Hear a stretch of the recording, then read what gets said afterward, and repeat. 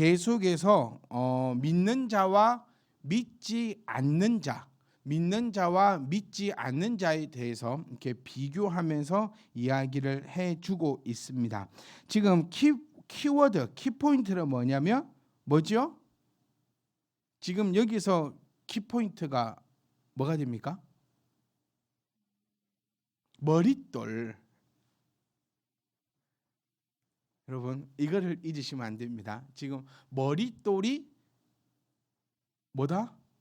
키포인트다. 왜 머릿돌? 그러니까 머릿돌이 뭐라 했죠? 머릿돌이? 그러니까 여러분 헬로 왜 그러세요? 기억을 하셔야 돼요. 그러니까 여러분 기억하셔야 돼요. 그러니까 지금 우리 계속해서 베드로는 머릿돌을 비교하는데 그러니까 우리가 지금 이거 착각하고 있었던 건 뭐냐면 우리는 이제 이 머릿돌 했을 때 혹시 건물 할 때 머릿말 기억나십니까? 오늘 집에 가실 때 교회 건물 그 옆에 보시면 머릿말이 있어요. 뭐 언제 뭐 누가 지었다 뭐 이런 식으로 우리는 요걸로 생각하는 경향이 아주 많았어요. 머릿돌 이러니까 우리 건물 들어갈 때 옆에 이렇게 세워져 있는 돌멩이 뭐 누가 언제 세웠다 해서 기념적으로 그렇게 생각했는데 그게 아니고 이 머릿돌은 뭐라 했죠? 기둥이다. 이제 기억나시죠? 이걸 잊어먹으시면 안 돼요. 그러니까 우리 유대인들에게 있어서 이 머릿돌 하면은 바로 메시아가 탁 떠오른다라는 것을 우리가 딱 기억을 하셔야 됩니다. 이 머릿돌. 그래서 믿는 자에게는 계속해서 우리 이제 이러면은 못 나가요. 또 이제 이렇게 되면 이제 5절, 6절 막 이렇게 가야 되잖아요. 네. 그러니까 정확하게 표현하면은 이제 산돌이죠, 산돌. 그렇죠. 이 산돌이 뭐가 되었다? 머릿돌이 되었다. 머릿돌은 건물의 기둥이다. 이렇게 우리가 이해하시면 됩니다. 그래서 믿는 자에게는 예수 그리스도가 머릿돌이지만, 그러니까 아주 중요하고 아주 귀하고 또 그것이 우리에게 보배이지만 믿지 않은 자에게는, 그래서 7절에 나옵니다. 그러므로 믿는 너희에게는 보배이나 믿지 아니하는 자에게는, 이렇게 나와요. 그러니까 이것을 우리는 보편적으로 어떻게 말씀을 전하냐면, 그러니까 예수님이 우리에게는 보배이지만 믿지 않는 자들에게는 이거는 이제 뭐 버린 돌처럼 그렇게 여겨질 수 있으니까 우리도 좀 뭐라 하죠? 그러니까 스님한테 복음을 안 전해야 돼요. 네, 저는 그 생각입니다. 우리 옛날에 한날 그 유튜브에 올랐던 것이 지하철에서 스님 앞에 가서 막 복음을 전하고, 그러니까 여러분 뭐 제 말을 오해하시면 안 돼요. 그러면 목사님 뭐 누구에게는 복음을 전하고 누구에게 복음을 안 전합니까? 그 얘기가 아니라, 물론 스님에게도 복음이 들어가고 또 이렇게 또 되면 좋겠죠. 근데 그런 것은 이제 성령께서 하시는 일이기 때문에 제가 지금 말씀드리고 싶은 것은 이런 영적으로 누가 구원을 받고 우리가 표현하자 그 얘기가 아니라, 스님에게는 복음을 안 전해야 된다라고 한 그의 중심은, 제가 이 또 되게 오해하실까봐 또 되게 그러면 또 우리 성도들만 보는 게 아니라 또 누군가는 유튜브를 통해서 보지 않을까 이제 생각하면은 무슨 복음을 네, 이거 오해하지 않으셨으면 좋겠어요. 그러니까 제가 드리고 싶은 말씀이 이거예요. 우리에게는 이게 가장 귀한 것이지만 남에게는 이거 싫은 걸 수도 있어요. 우리가 조금 다르게 얘기해 볼까요? 옆집에서 하루 종일 연부를 틀어놓고 생각해 봅시다. 연부를.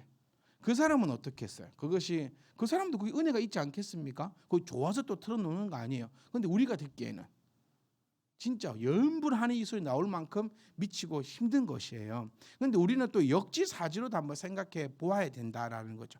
보통 이렇게 말씀을 전할 때에 참 많이 인용하고 또 많이 가져오는 말씀이 바로 이 말씀의 구절입니다. 그런데 우리는 지금 강해를 하고 있어요. 강의적 수요 예배이기 때문에 그런 의미적이나 또 해석을 풀어서 우리에게 적용하는 그런 것보다는 정확하게 이 말씀이 무엇을 의미하는지, 베드로가 얘기하고자 하는 것은 과연 무엇인지의 그 뜻을 정확하게 아는 시간이 강해입니다. 이해하시겠죠? 그래서 오늘은 그렇기 때문에 뭐 이렇게 하지 맙시다 저렇게 하지 맙시다가 아니라, 베드로가 이 글을 쓴 그 이유, 그리고 유대인들은 이 글을 통해서 어떤 것을 느끼고 어떤 것을 깨달았을까. 즉 성경은요 여러분, 예수를 믿는 사람에게 보여준 겁니다. 이거 이해하시겠죠? 성경은 예수를 믿는 사람들만 봐요. 절 다니는 사람은 안 봅니다. 또 거꾸로 얘기해 볼까요? 우리는 불교가 안 보잖아요. 네, 마찬가지입니다. 그러니까 이 성경은 믿는 자, 그러니까 베드로가 보낸 편지는 거의 대부분은 믿는 자가 보는 거죠. 그리고 간혹 가다가 믿지 않는 자에게도 이 글이 들어갈 수도 있겠죠. 그러다가 혹자는 그 글을 통하여서 또 예수를 믿을 수도 있고, 또 혹자는 또 이것을 쓰레기 취급해버리면서 던져버릴 수도 있고, 이제 그런 수도 있다라는 사실을 우리가 기억해 보면서 이제 한 절 한 절씩 한번 들어가 보겠습니다. 자, 이 말씀은요, 시편 118편 22편의 인용입니다. 여러분 성경책을 여러분 보시면 여기에 디귿 리얼 이래 가지고 표시를 다 해놓았어요. 그러니까 이 장면을 보더라도 베드로는 구약 성경에도 상당한 식견이 있다라는 것을 이해하셔야 됩니다. 여기서 우리가 하나 오해를 또 하나 지우고 가고 싶어요. 그 베드로가 이 글을 쓸 때 얼른 성경책을 가지고 와가지고 찾아가지고 그렇게 썼을까? 요즘에는 목회하기가 참 수월한 점이 뭐가 있냐면요, 성경 구절을 컴퓨터로 딱 치면 탁 튀어나옵니다. 그래서 예전에 이거 없을 때 우리 선배 목사님들 어떻게 성경을 찾고 하셨는지 참 놀라워요. 그러니까 예를 들면 머릿돌 이 단어를 딱 검색하잖아요. 여러분도 다 이거 할 수 있습니다. 목회자만 할 수 있는 특별 패치 아니고 어플 다운받아서 단어 탁 치고 나면 이게 어느 구절에 있는지가 쫙 뜨잖아요. 그럼 베드로도 그러면 탁 글을 쓸 때에 어디 가서 성경책 갖고 와가지고 썼을까? 보편적으로 그렇게는 안 봅니다, 여러분. 왜냐? 성경책이 집집마다 없어요. 네, 지금 계속해서 우리가 지금 말씀드리지만 AD 60년경의 일입니다. 성경책은 마을에 하나 있어도 다행이에요. 없어요, 성경이. 그런데 베드로는 정확하게 시편이나 이사야서나 또 여러 주님의 그 말씀을 기억을 해서 그것을 정확하게 인용을 하고 있다는 점을 보아서 베드로는 뭐가 아니다고요? 무식쟁이가 아니다. 교육을 받지 못한 자가 아니고 상당한 교육을 받았고 구약을 꿰뚫어 보고 있다. 그래서 베드로가 했던 설교의 내용을 우리가 한번 분석해 보면 구약을 전체적으로 아우르고 있다는 그 점을 우리가 발견해 볼 수가 있다는 것입니다. 그래서 사랑하는 성도 여러분, 우리는 늘 하나님의 말씀을 궁금해하고 깨닫기를 원하고 또 발견하기를 원합니다. 그러면서 상당히 많이 일어나는 오류가 성경 한 구절만 가지고 그걸 가서 은혜를 받고 그걸 가지고 뭐 했다, 이런 것이 정말 많은 오류를 범할 수밖에 없는 거예요. 성경은 한 절을 이해하기 위해서는 어쩌면 1억 절을 봐도 성경을 이해하기가 참 힘든 것 중에 하나입니다. 그래서 우리는 하나님의 뜻을 알고 싶습니까? 그렇게 말씀하는 분에게는 저를 늘 이 말씀 드리고 싶어요. 성경을 좀 보세요. 이단일수록 성경을 못 보게 합니다. 왜 이단은 성경을 못 보게 할까요? 성경을 보면 자기네들이 틀렸다는 걸 알게 돼요. 성경을 보면. 근데 성경을 안 보면 자기네들이 틀린 게 아니라 다른 사람들이 틀렸다고 그렇게 알게 됩니다.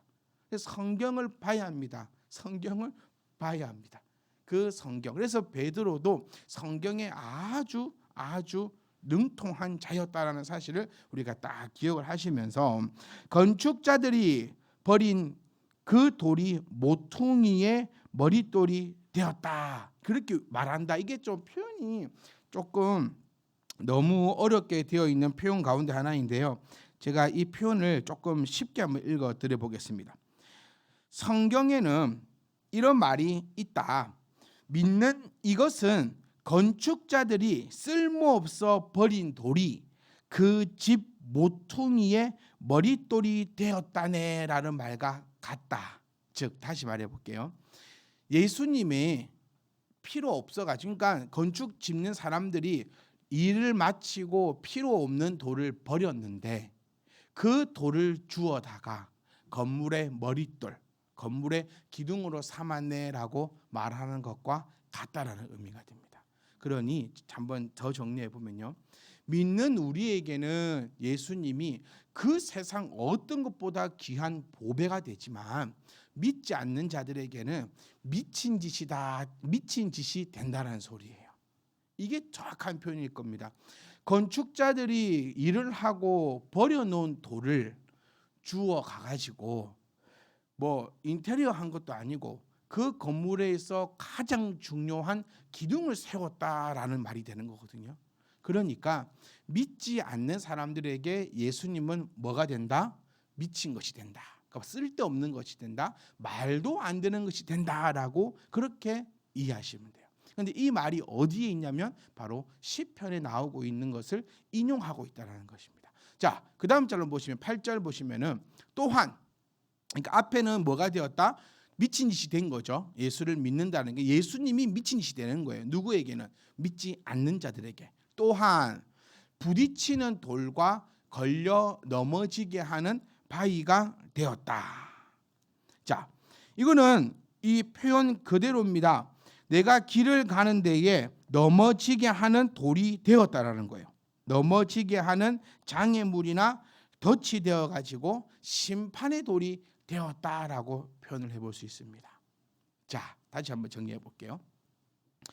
믿는 사람에게는 이 예수님, 그러니까 구세주, 이 메시아가 정말 귀한 것이지만 믿지 않는 자에게는 오히려 이 예수님이란 자체가 버린 돌을 가지고 와서 세우는 기둥과 같은 그렇게 말도 안 되는 존재가 되고, 오히려 이 예수님이라는 그 존재가 걸려서 내가 길을 갈 때 탁 걸어서 넘어지게끔 하는 바위가 되었다라고 사람들은 그렇게 이야기를 하고 있다는 겁니다.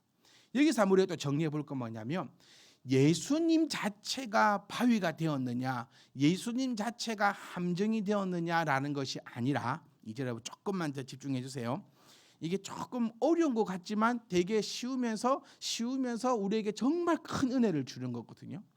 왜 그들은, 믿지 않는 자들은 예수님이 함정이 되고 바위가 되었을까라는 거예요.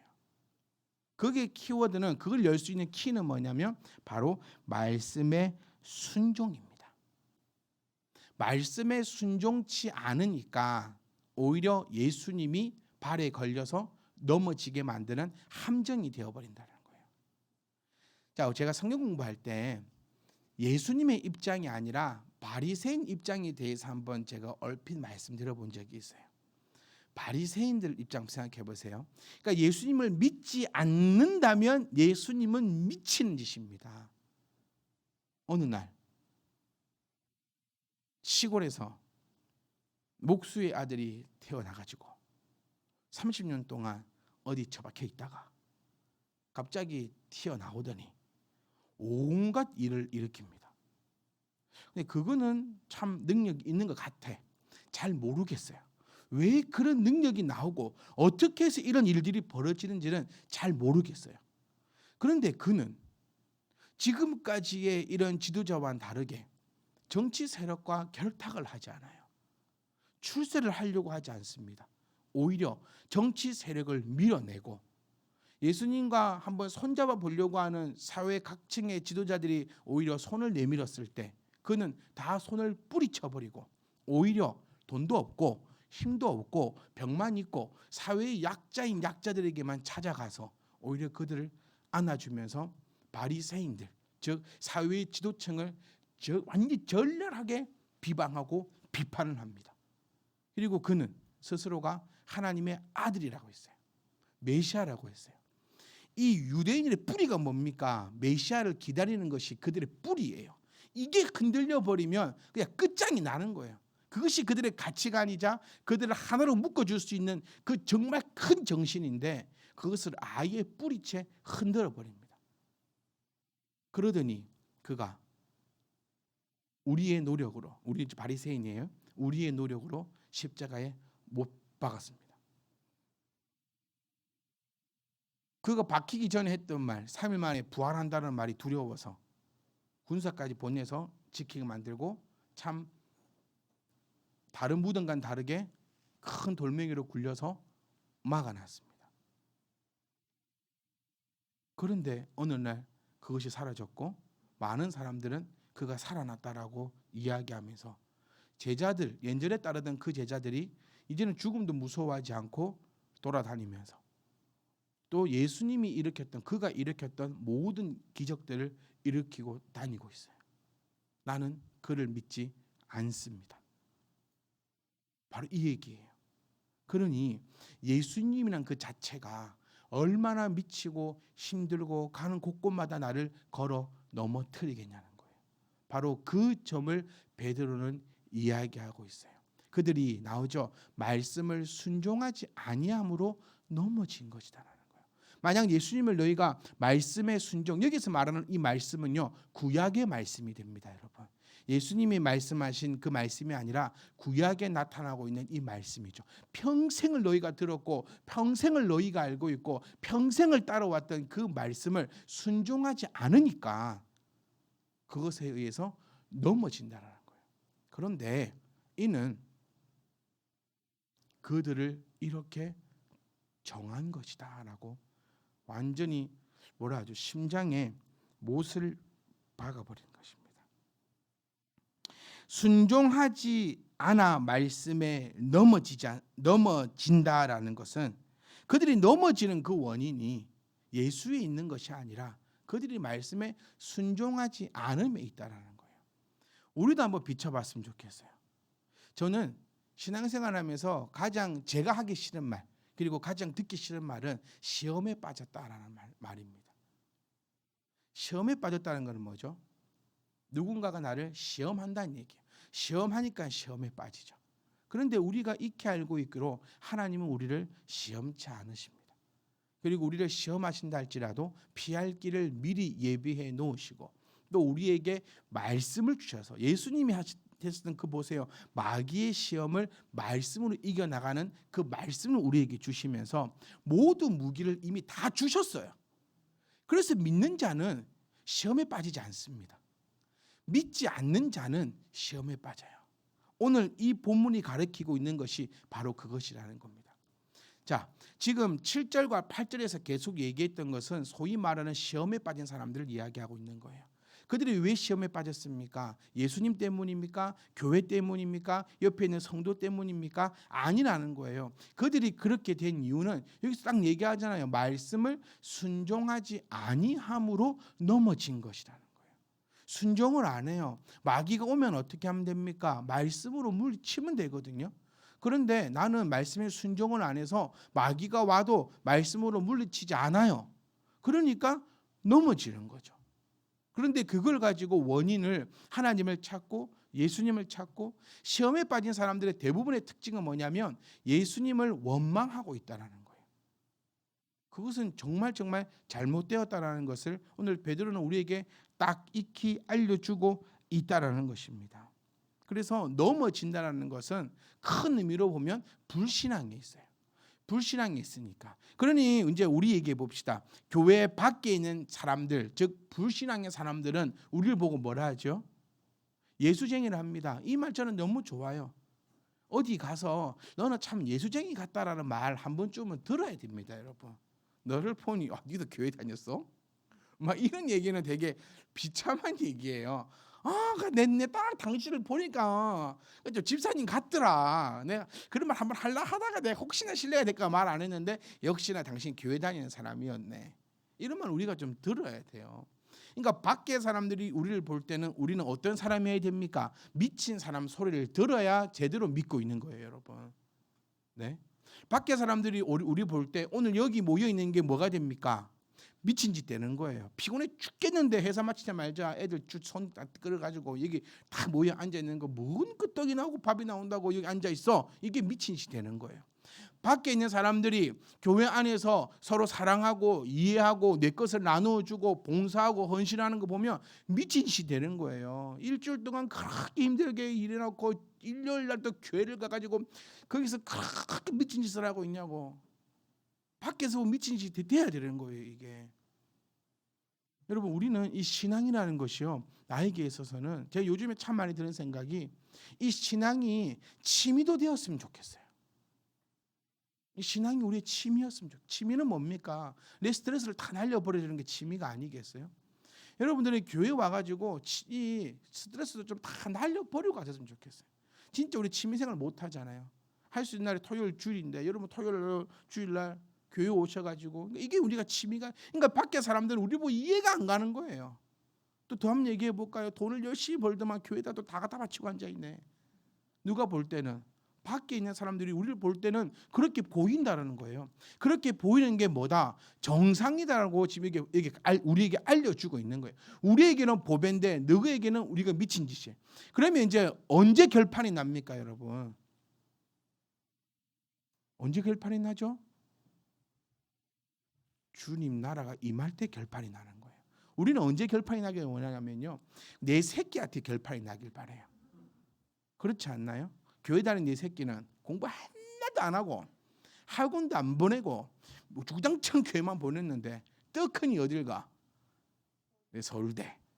네, 안 믿는 저 집을 돈 벌어가지고 맨날 애 가입시키고 학원 보내고 주일날도 하고 빠져먹고 막 교회 빠져먹고 막 교회는 안 다니니까요. 안 봐도 쟤는 어디 가야 돼?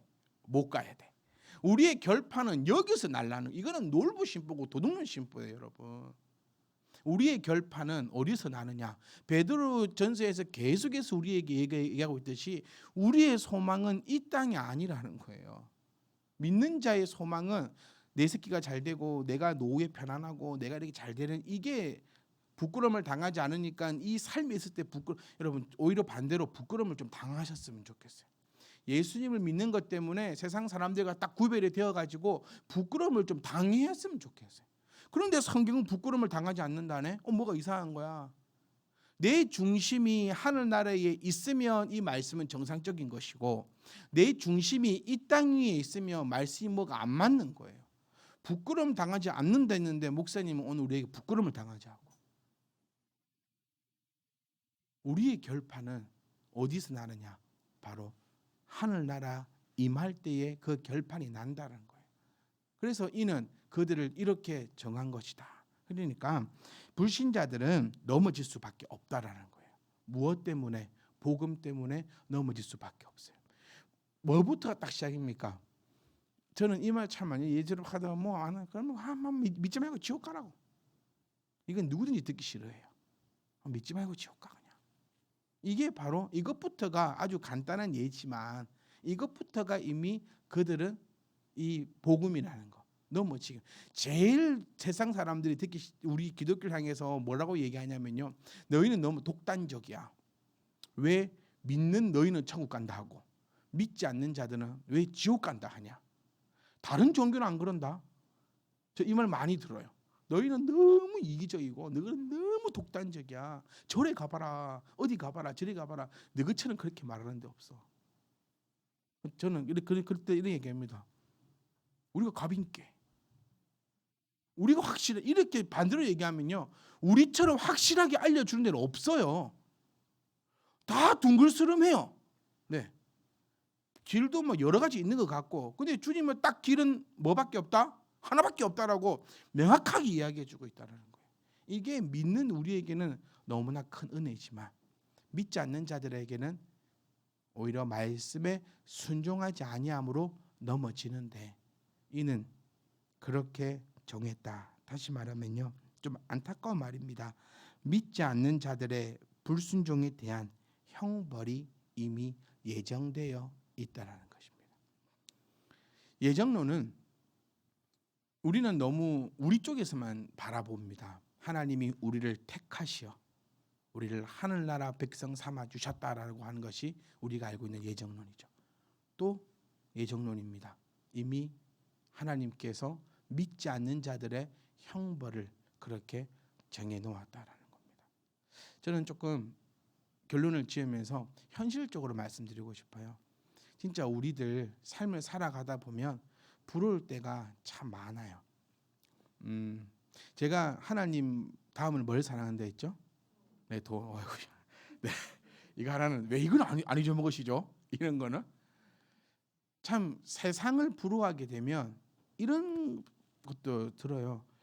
내가 이만큼 공부하고 이만큼 노력하고 이만큼 해가지고 다른 일을 하는 사람들 보면 돈을 흘러차고 넘치던데, 그런 생각 한 번도 안 해보셨습니까? 저 사람은 이렇게 되던데, 내 친구는 나보다 공부도 못했고 나보다 이것도 못했고 어찌 보면은 저 사람은 나보다 신앙생활도 개떡같이 했고 막 이랬는데 저 사람은 잘 사네. 이런 것들, 이런 고백이 내 입에서 나온다면요, 이미 나는 타락한 거예요. 어쩌면 타락하고 있는 거예요. 왜냐하면 이미 내 중심이 어디에 있기 때문에 이 고백이 나옵니까? 네, 제가 그걸 창피해서 여러분께 회개하는 마음으로 말씀드리는 겁니다. 저 친구 보니까 되게 부러워. 나는 제대로 안 된 것 같고 저 친구는 제대로 되는 것 같으니까. 근데 결론은 뭐냐면 나는 믿지만 쟤는 믿지 않아요. 그렇다면 결판은 어디서 난다? 주의 나라 임할 때에 그 결판이 난다라는 거예요. 저는 이 땅 위에 있을 때 우리 부러워하지 않았으면 좋겠습니다. 지금 이 말씀이 우리 귓가에 들려질 수 있는 그 전제 조건이 하나 있어요. 이 땅은 뭐라 했습니까? 베드로가 잠시 잠깐의 나그네의 삶이다. 이거를 먼저 우리에게 얘기를 했어요. 그걸 마음에 품고 있는 사람에게 오늘 이 말씀은 놀라운 은혜로 다가오는 거예요. 그런데 이 세상이 전부 다 생각하는 사람은 이 말씀이 오히려 다가오지 않을 것입니다. 내 옆 사람이, 내 친구가 나보다 못했던 것 같은 저 사람이 나보다 잘 살고 있다? 저는 그렇게 보지 않아요. 저희는 지금 하늘나라의 백성으로서 아름답게 성장하고 있고 하늘나라의 백성으로서 더욱더 성숙해지고 있거든요. 그리고 이 땅 위의 삶은 보너스로 따라오는 것입니다. 여러분 꼭 기억하세요. 우리의 본업은 하나님을 섬기는 거예요. 그렇다면 나는 예배만 해야 됩니까? 네, 우리는 예배만 해야죠. 그러면 우리 뒤에는 뭐가 따라옵니까? 우리의 부업이 우리를 따라오게 될 것이에요. 그게 하나님께서 만들어 놓은 법칙입니다. 믿는 여러분들에게는 지금 이 말씀이 아름답고 은혜의 말씀으로 들리겠지만 믿지 않는 사람들에게는요, 이 말이 미친 소리로 들려요. 무슨 말인지 다 감이 오시죠. 하지만 우리는 은혜를 받았으면 좋겠어요. 왜냐하면 하나님께서 이미 정하신 것이기 때문에. 그리고 우리는 더욱더 용기와 힘을 가지십시오. 왜냐하면 우리가 믿는 분은 살아계신 하나님이시기 때문입니다. 기도하겠습니다.